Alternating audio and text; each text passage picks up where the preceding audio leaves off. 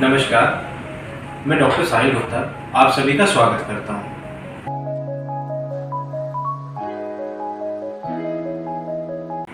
तो आज का हमारा टॉपिक है पानी, कि हमारे शरीर के लिए पानी इतना ज़रूरी क्यों है।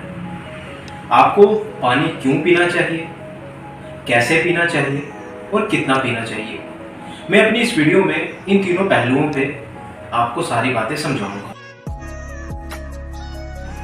देखिए, हमारा शरीर जो है वो 60 से 65% जो है पानी से ही बना है। हमारे जो ब्रेन है या जो हमारा हार्ट है उसमें भी 3/4 जो है पानी ही रहता है। अगर मैं बात करूं तो जो आपके बनाना में जो मॉइस्चर कंटेंट होता है वो आपके ब्रेन और आपके हार्ट दोनों के बराबर में ही रहता है।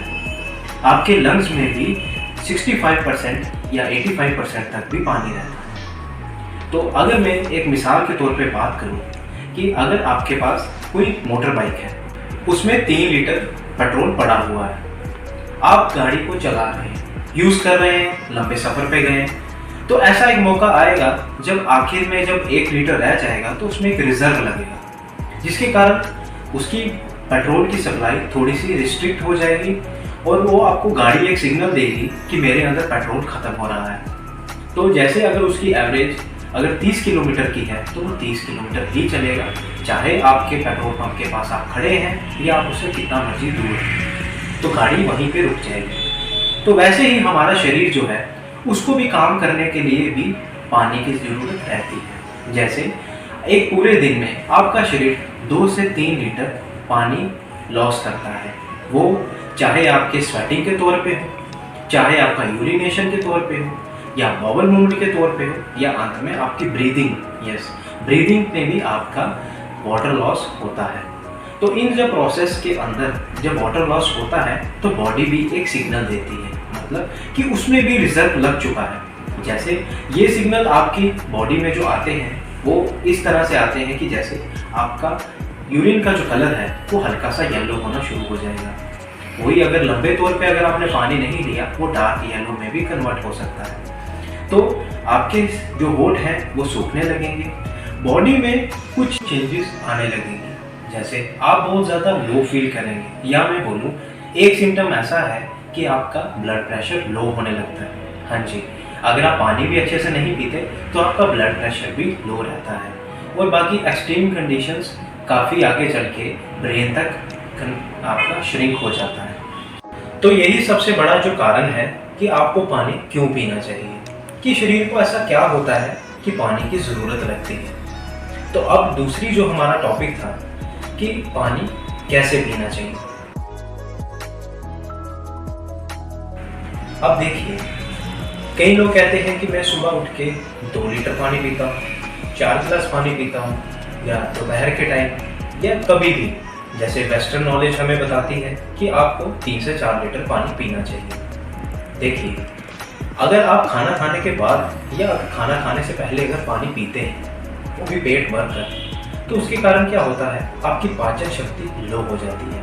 आपके बॉडी के अंदर जो हाइड्रोक्लोरिक एसिड होता है वो जो है न्यूट्रल हो जाता है, या मैं बोलूँ वो बिल्कुल डाइल्यूट हो जाएगा, जिसके कारण क्या रहता है कि आपका खाना अच्छे से डाइजेस्ट नहीं हो पाता। तो आपको क्या करना है कि पानी को इतना पीना है कि बस आपकी प्यास बुझे, ना कि पेट भरे।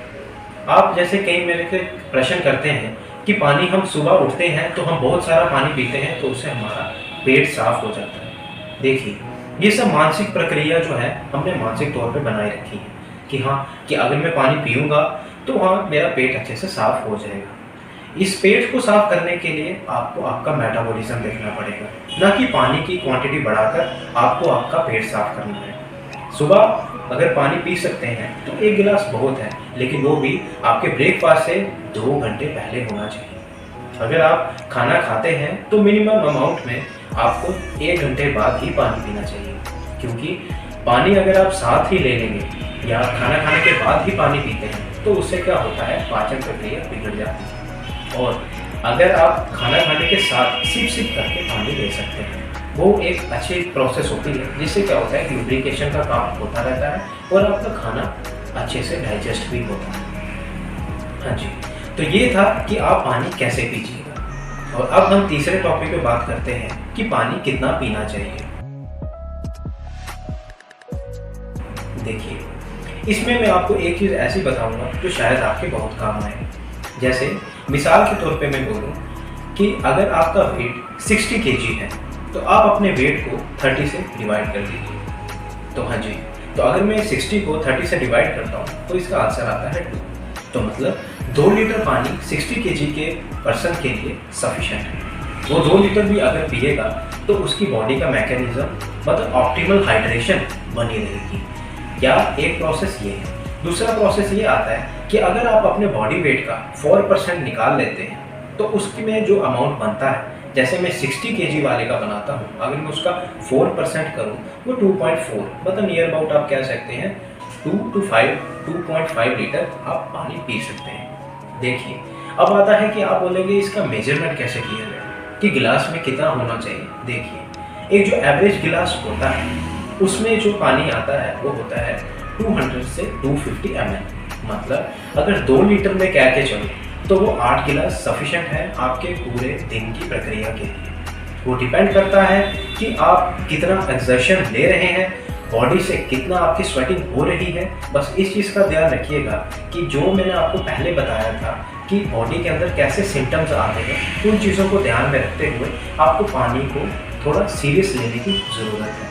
और हाँ, एक और चीज़ मैं अंत में बोलना चाहूँगा कि पानी पीने का एक प्रोसेस रहता है कि मतलब अगर आप पानी एक ही दम पी लेंगे वो ओवर हाइड्रेशन का खतरा बना रहता है। मतलब अगर शॉर्ट अमाउंट ऑफ टाइम में लार्ज अमाउंट ऑफ वाटर अगर आप लेते हैं तो वो ओवर हाइड्रेशन की तरफ जाता है, जिससे क्या रहता है कि आपको कभी कभी हेडेक हो जाता है और कभी कभी वॉमिटिंग का सामना भी करना पड़ता है।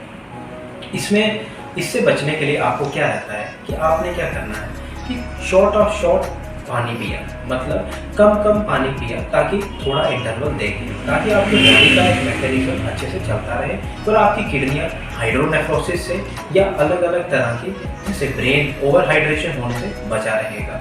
पानी हमारे शरीर के लिए बहुत ज़रूरी है, लेकिन उसको बिल्कुल प्रॉपर तरीके से लेना ये भी बहुत ज़्यादा ज़रूरी है। अगर आपको ये वीडियो अच्छी लगी हो तो लाइक ज़रूर करिएगा। अगर आपके दिमाग में कुछ भी क्वेश्चंस हैं या कोई क्वेरीज हैं किसी भी चीज़ को लेकर तो कमेंट ज़रूर करिए। मैं कोशिश करूँगा उन सभी चीज़ों का आपको जवाब देने का और क्वेरी रिजॉल्व करने का। तो बने रहिए जीवन आरोग्यम के साथ। नमस्कार।